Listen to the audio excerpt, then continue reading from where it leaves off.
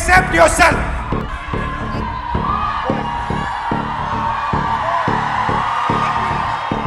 On August 22nd, Pune turned into the fourth stop of Rahul Gandhi's Chhatron Ki Goonj campaign. This time it was different. The mic belonged only to women. बैठूं, मैं रुकूं कि कोई महिला के बाजू में seat खाली हो जाएंगी, मैं उधर जाके बैठूं.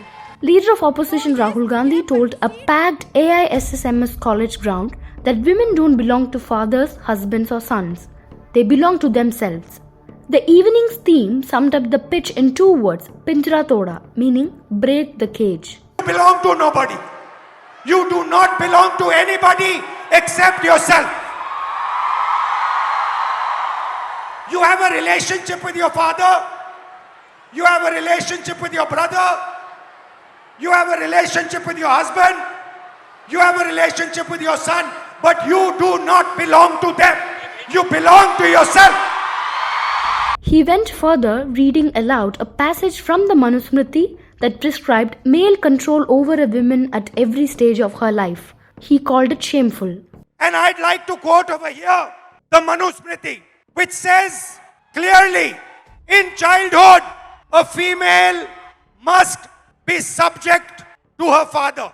Meaning, the Manusmriti says, in childhood, a female belongs to her father. In youth, she belongs to her husband. When her lord is dead, she belongs to her sons. A woman must never be independent. This is a direct quote from the Manusmriti. And these words are a shame, because these words should never ever have been spoken.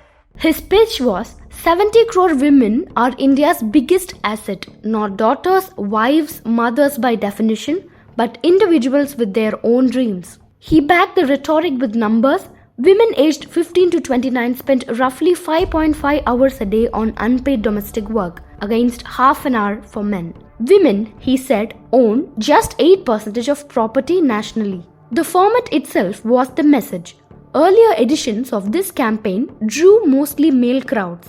Pune flipped that. Young women took over the ground. Congress calls it a deliberate departure, a platform built specifically because, they argue, mixed rallies sideline women's voices.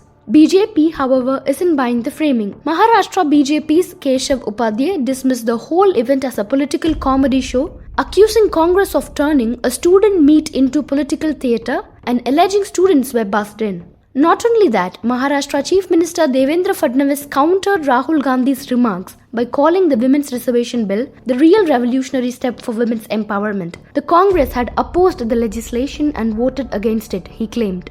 Rahul Gandhi का सवाल है, stage पर आकर तो उन्होंने महिला अधिकारिता की बात कही, लेकिन महिलाओं को अधिकारिता देने का सबसे क्रांतिकारी कदम महिला आरक्षण बिल है, जिसको राहुल गांधी विरोध कर रहे हैं, जिसके खिलाफ वोट कर रहे हैं.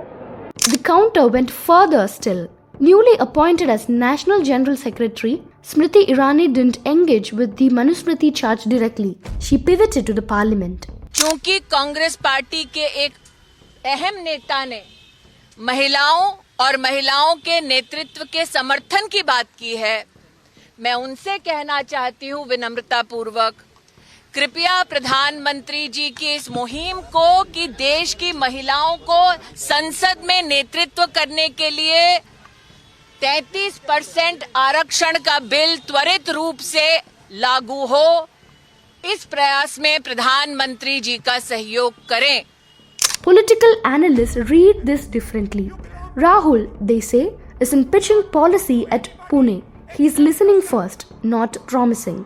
Unlike rallies built on manifestos and giveaways, this one is framed around treating women as rights holders, not relations. Not sister, not daughter, but as citizen. You do not belong to them. You belong to yourself.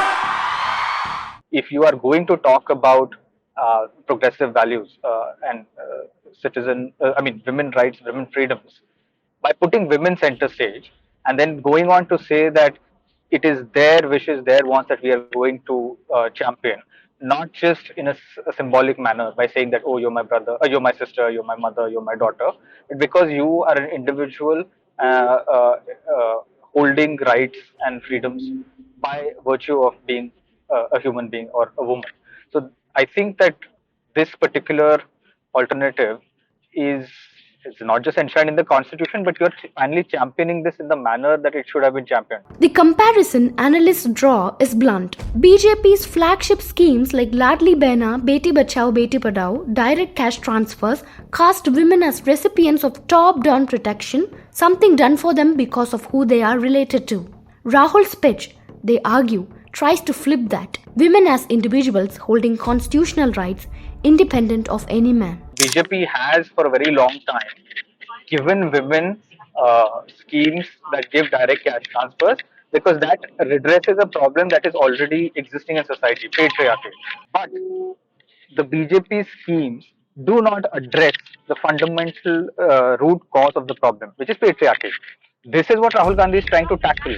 And in fact, he invoked the Manusmriti in doing that. Now, one must not lose sight that the timing adds weight to the moment. Smriti Irani's return to the BJP's top organizational table came on August 17 as National General Secretary, tasked with a poll-bound Uttar Pradesh.